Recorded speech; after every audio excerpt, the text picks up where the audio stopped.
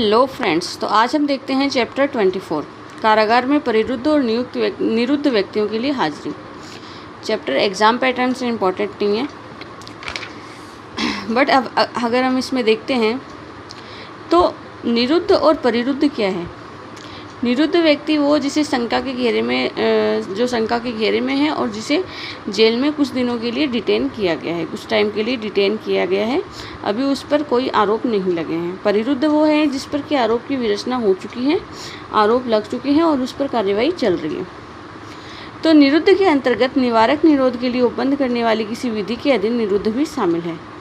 निवारक निरोध के अधीन उपबंध करने वाली कोई विधि है, उसके अंदर भी जो निरुद्ध है वो इसमें शामिल है। और निवारक निरोध का उपबंधन जो है, प्रिवेंटिव डिटेंशन का उपबंध समवर्ती सूची में किया गया है, समवर्ती सूची का विषय है। इसमें डेफिनेशन कारागार से ऐसा कोई स्थान जिसे राज्य सरकार ने साधारण या विशेष आदेश के द्वारा अतिरिक्त जेल घोषित किया है।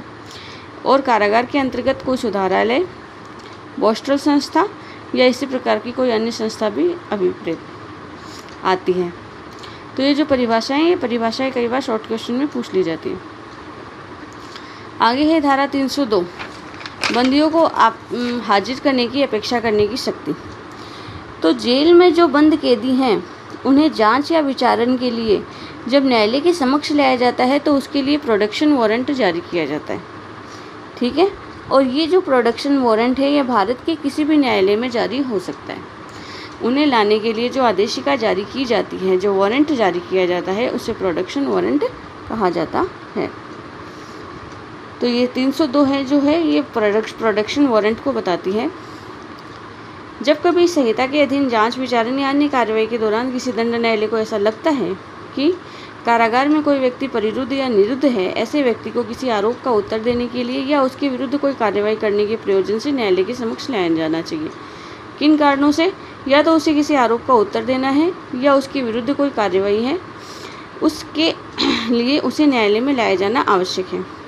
या न्यायालय को ऐसा लगता है कि न्याय के उद्देश्य के लिए आवश्यक है कि ऐसे व्यक्ति की साक्षी के रूप में परीक्षा की जाए।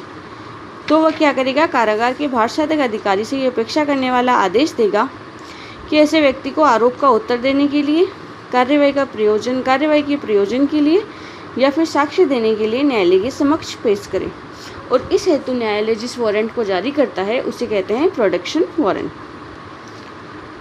इसका क्लोज सेकंड कह रहा है कि जहां उपधारा 1 के अधीन आदेश किसी सेकंड क्लास मजिस्ट्रेट ने दिया है, ठीक है, तो वह कारागार के भार साधक अधिकारी को तब तक नहीं भेजेगा। कब तक नहीं भेजेगा? जब तक कि उसने को जो कार्रवाई की है, जो आदेश दिया है, ऐसा आदेश मुख्य न्यायिक मजिस्ट्रेट के द्वारा काउंटर साइन न हो, प्रति हस्ताक्षरित न हो, और उसी मुख्य सीजीएम के द्वारा प्रति हस्ताक्षरित होगा जिसके कि वो सबॉर्डिनेट है, जिसके कि वो अधीनस्थ है। तो सेकेंड क्लास मजिस्ट्रेट भी ऐसा आदेश पारित कर सकता है, लेकिन ऐसा आदेश पारित करने से पूर्व सीजीएम का काउंटर साइन लिया जाना आवश्यक है, जिसकी वो सबॉर्डिनेट है। इसका क्लोज 3 कह रहा है कि उपधारा 2 के अधीन प्रत्येक हस्ताक्षर के लिए पेश किए गए प्रत्येक आदेश के साथ ऐसे तथ्य का जिसमें मजिस्ट्रेट की राय में आदेश आवश्यक हो एक विवरण होगा और वह सीजीएम के पास पेश किया गया है, उस पर विचार करने के पश्चात सीजीएम आदेश देने से प्रति हस्ताक्षर करने से इनकार कर सकता है। अब प्रति हस्ताक्षर करवाना है किसे? सेकेंड क्लास मजिस्ट्रेट को सीजीएम से, तो वो आदेश भेजेगा और साथ ही में वो फैक्ट भी भेजेगा जिस फैक्ट के आधार पर उसे लगता है कि किसी कारागार में परिरुद्ध या निरुद्ध व्यक्ति को न्यायालय में बुलाया जाना आवश्यक है।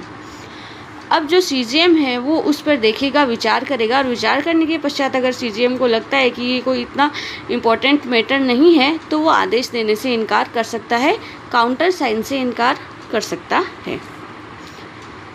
आगे है अपनी सेक्शन 303, धारा 302 के प्रवर्तन से कतिपय व्यक्तियों को अपवर्जित करने की राज्य और केंद्र सरकार की शक्ति। अब जब 302 में किसी व्यक्ति को न्यायालय में बुलाया जा रहा है, ऐसे व्यक्तियों को राज्य सरकार या केंद्र सरकार भी न्यायालय में आने से रोक सकती है। किन आधारों पर? आगे देखते हैं। तो राज्य सरकार या केंद्र सरकार उपधारा 2 में विनिर्दिष्ट बातों को ध्यान में रखते हुए, ठीक है, उपधारा 2 में विनिर्दिष्ट बातों को ध्यान में रखते हुए जो JM सेकेंड बुला रहा है उसमें किसी साधारण या विशेष आदेश के द्वारा यह निर्देश दे सकती है कि किसी व्यक्ति को उपधारा 2 इसी सेक्शन की आएगी। उपधारा 2 में वो ग्राउंड्स बताए गए हैं कि किन ग्राउंड्स पे, ठीक है। तो राज्य सरकार या केंद्र सरकार आगे जो सेकेंड क्लोज बता रखा है उनमें किसी साधारण या विशेष आदेश के द्वारा यह निर्देश दे सकती है कि किसी व्यक्ति को या किसी वर्ग के व्यक्तियों को कारागार से नहीं हटाया जाए जिससे परिरुद्ध या निरुद्ध किया गया है, ठीक है। और ऐसा आदेश तब तक प्रवृत्त रहेगा जब तक कि धारा 302 के अधीन दिया गया कोई भी आदेश, चाहे वह राज्य सरकार या केंद्र सरकार के आदेश से पूर्व किया गया हो या उसके पश्चात, ऐसे वर्ग या व्यक्तियों के बारे में प्रभावी नहीं होगा। अगर स्टेट गवर्नमेंट और सेंट्रल गवर्नमेंट ने ऐसा कोई आदेश दे दिया, साधारण या विशेष आदेश की किसी व्यक्ति को क्लोज 2 में जो ग्राउंड्स बता रखे हैं उन ग्राउंड्स के आधार पर किसी भी व्यक्ति को न्यायालय में पेश नहीं किया जाएगा, तो भले ही 302 में पेश करने का आदेश दिया गया है, चाहे सरकार के आदेश के पहले दिया गया हो या उसके पश्चात, परंतु ऐसा दिया गया आदेश पर्टिकुलर जो वर्ग के व्यक्ति बताए गए हैं ऐसे व्यक्तियों के विरुद्ध प्रभावी नहीं होगा। 302 का आदेश उन पर लागू नहीं होगा अगर 303 में स्टेट गवर्नमेंट या सेंट्रल गवर्नमेंट ने मना कर दिया है तो। उपधारा 2 इसकी कह रही है कि उपधारा 1 के अधीन आदेश देने से पूर्व यथास्थिति राज्य सरकार या जब मामला केंद्रीय अभिकरण में हो तो केंद्र सरकार निम्नलिखित बातों का ध्यान रखेगी। उपधारा 1 में कोई भी आदेश करने से पहले ये ध्यान रखेगी स्टेट गवर्नमेंट और सेंट्रल गवर्नमेंट की अपराध का स्वरूप जिसके लिए और वे आधार जिस पर किसी व्यक्ति को या किसी वर्ग के व्यक्ति को निरुद्ध करने का आदेश दिया गया है, अपराध का नेचर कैसा है और अपराध के ग्राउंड्स क्या हैं, ठीक है। और दूसरा, अगर ऐसे व्यक्ति और ऐसे वर्ग के व्यक्तियों को कारागार से हटने की अनुज्ञा दी जाएगी तो लोक व्यवस्था में विघ्न होगा। या फिर तीसरा देखिएगी लोकहित साधारणता। तो सबसे पहले अपराध का नेचर दिखा जाएगा, अपराध के ग्राउंड्स देखे जाएंगे। उन्हें लगता है कि नहीं ऐसे व्यक्तियों को कारागार में पेश नहीं किया जाना चाहिए तो नहीं पेश करने का आदेश देंगे।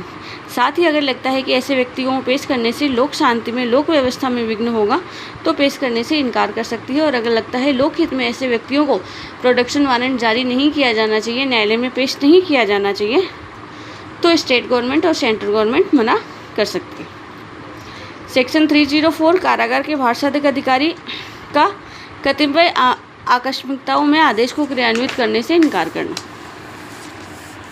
ठीक है। कई बार जेल का जो भारसाधक अधिकारी है वो भी ऐसे आदेश को मानने से इनकार कर सकता है। कब कर सकता है? जब धारा 302 में कोई आदेश दिया गया है और ऐसे आदेश में जिस व्यक्ति के विरुद्ध ऐसा आदेश दिया गया है वह व्यक्ति बीमारी या अंग शिथिल्य के कारण कारागार से हटाए जाने की योग्य नहीं है, ठीक है। Reason of sickness and infirmity units के कारण ऐसा व्यक्ति कारागार से भेजा नहीं जा सकता, वो बीमार है या ऐसा कोई उसे रोग है। खैर क्लोज इसका कह रहा है कि विचारण के लिए सुपुर्दगी के अधीन है या विचारण के लंबित रहने के लिए या प्रारंभिक अन्वेषण के लिए प्रतिप्रेषण अधीन है। अगर ऐसा कोई विचारण जो है वो सुपुर्दगी के अधीन है, इज अंडर कमिटेबल फॉर ट्रायल के लिए सुपुर्द किया गया है ऐसा कोई मामला, अंडर द रिमांड पेंडिंग, इस पर कोई रिमांड पेंडिंग है ट्रायल में, या फिर पेंडिंग है प्रिलिमिनरी इन्वेस्टिगेशन, साथ ही कोई प्रारंभिक अन्वेषण अगर किसी मामले में बाकी रह गया है तब पुलिस थाने का भारसाधक अधिकारी ऐसे जो व्यक्ति हैं उसे न्यायालय के समक्ष भेजने से इनकार कर सकता है। तीसरा है कि ऐसा व्यक्ति इतनी अवधि के लिए ही अभिरक्षा में रखा गया है जितने के आदेश का पालन करने के लिए उस कारागार में जिसमें कि वह परिरुद्ध या निरुद्ध है उसे वापस ले जाने के लिए अपेक्षित समय के समाप्त होने से पूर्व समाप्त होता है। अगर ऐसा व्यक्ति इतने ही समय के लिए रखा गया है कि अगर उसे प्रोडक्शन वारंट में बुलाया जाए उससे पहले ही उसकी उसमें कारागार में रहने की अवधि कंप्लीट हो जाती है, तो ऐसे व्यक्ति को फिर न्यायालय में उपस्थित होने के लिए जो वारंट जारी किया गया है उसे पुलिस थाने का भारसाधक जो अधिकारी है उसे जारी करने से, उस पर काम करने से इनकार कर सकता है, क्योंकि ऐसा व्यक्ति इतने समय के लिए थोड़ी देर बाद तो अपने आप ही छूट जाएगा। नेक्स्ट एक है कि ऐसा व्यक्ति जिसे धारा 303 के अधीन राज्य सरकार या केंद्र सरकार के द्वारा दिया गया कोई आदेश लागू होता है। साथ ही 303 में ऐसा कोई व्यक्ति है जिसने स्टेट गवर्नमेंट सेंट्रल गवर्नमेंट ने आदेश दिया है तो वहाँ कारागार का जो भारसाधक अधिकारी है वो न्यायालय के ऐसे आदेश को क्रियान्वित नहीं करेगा और ऐसा करने के अपने कारणों का विवरण जो है वो न्यायालय को भेजेगा। तो 4 कारण हो गए, बीमार है। सेकंड में है मामला ही अगर सुपुर्दगी के अधीन है या मामले में कोई प्राइमरी इन्वेस्टिगेशन बाकी है तो नहीं भेजेगा। तीसरा है कि वो इतनी अवधि के लिए डिटेन किया गया है कि जब तक उसे वो अवधि, ये जो अवधि बताएगी ये इससे कम है, इससे पूर्व ही वो उसे कारागार से मुक्त कर दिया जाएगा। तो और साथ में जहाँ राज्य सरकार या स्टेट गवर्नमेंट या सेंट्रल गवर्नमेंट का कोई आदेश दिया गया है। परंतु जहाँ ऐसे व्यक्ति से किसी ऐसे स्थान पर जो कारागार से 25 किलोमीटर से अधिक दूर नहीं है साक्ष्य देने के लिए हाजिर होने की अपेक्षा की जाती है। साथ ही ऐसे किसी व्यक्ति से जो कि कारागार से 25 किलोमीटर से अधिक दूर नहीं है तो उससे साक्ष्य देने की अपेक्षा की जाएगी। क्या कह रहा है इसका proviso? That where the attendance of such person is required for giving evidence at a place not more than 25 kilometer distance from the prison. The officer in charge of the prison shall not so abstain for a reason mentioned in clause B. तब वो close B के जो उपबंध है उनका सहारा नहीं ले सकता कि 25 किलोमीटर का ही रास्ता है और 25 किलोमीटर में ऐसे व्यक्ति को साक्ष्य देने के लिए अगर बुलाया जा रहा है तो उसे हाजिर होने की अपेक्षा की जाएगी। तो वहाँ कारागार के बाहर साधक अधिकारी के ऐसे नहीं करने का कारण जो है वो खंड ख में वर्णित नहीं होगा। ठीक है, आगे है सेक्शन 305, बंदी व्यक्ति का न्यायालय में अभिरक्षा में लाया जाना। जब 304 के अधीन उपबंधों के अधीन कारागार का बाहर साधक व्यक्ति 302 की उपधारा 1 के अधीन दिए गए और जहां आवश्यक हो वहां उसकी उपधारा 2 के अधीन सम्यक रूप से प्रतिहस्ताक्षरित आदेश के परिधान पर आदेश में नामित किसी व्यक्ति को न्यायालय में जिसकी हाजिरी अपेक्षित है भिजवाएगा। ठीक है, जिसमें वह आदेश में उल्लेखित समय है वहाँ पर उपस्थित हो सके और उसे न्यायालय में या उसके पास अभिरक्षा में तब तक रखवाएगा जब तक उसकी परीक्षा न कर ली जाए या जब तक न्यायालय उसे उस कारागार में जिसमें वह परिरुद्ध या निरुद्ध है वापस ले जाने के लिए प्राधिकृत न कर दे। तो बंदी व्यक्ति को न्यायालय की अभिरक्षा में लाया जाता है जब 302 के क्लोज 1 और 2 में आदेश दिया गया है। उस आदेश के अकॉर्डेंस में अगर ये इंचार्ज ऑफ पुलिस लेके आता है तो फिर वो क्या करेगा, ऐसे व्यक्ति को कब तक अभिरक्षा में वहाँ रखा जाएगा, न्यायालय की अभिरक्षा में, जब तक कि उसकी परीक्षा न कर ली जाती है या फिर जिस न्यायालय ने उसे बुलाया है वो उसे वापस ले जाने का आदेश पारित न कर दे, वापस ले जाने के लिए आदेशित न कर दे, तब तक उसे न्यायालय की अभिरक्षा में रखा जाएगा, न्यायालय में या उसके पास अभिरक्षा में। ठीक है, आगे है इसका क्लोज 306, कारागार में साक्षी की परीक्षा के लिए कमीशन जारी करने की शक्ति। कारागार में कोई साक्षी है, उसकी एग्जामिनेशन की जानी है तो उसके लिए कमीशन जारी किया जा सकता है।